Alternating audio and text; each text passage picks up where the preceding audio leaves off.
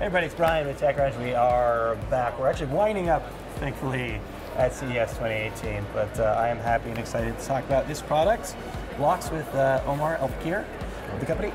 So this is something we saw a while back when you guys launched your Kickstarter. When was that? That was back in October 2015. Okay. And this is finally shipping? This is finally shipping to backers. We started shipping in December of just this past year. Yeah. What took so long?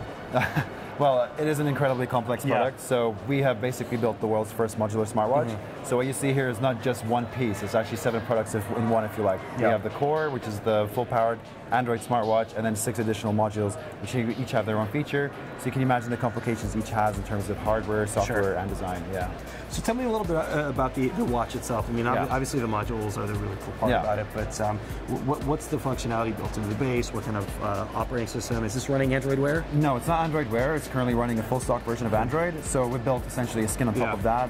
We've currently upgraded to Android 8, just ironing out a couple of bugs before we pushed out the update to our customers. Are you making life a little harder for yourself by working with an operating system that is not designed for this form factor? Oh, well, I mean, yes, obviously, because we're so used to Android on our phones. But the fact is, like, if you're already an Android developer, having to reskin it down to that size isn't too difficult. You just have to, reshuffle a couple of features in the UI.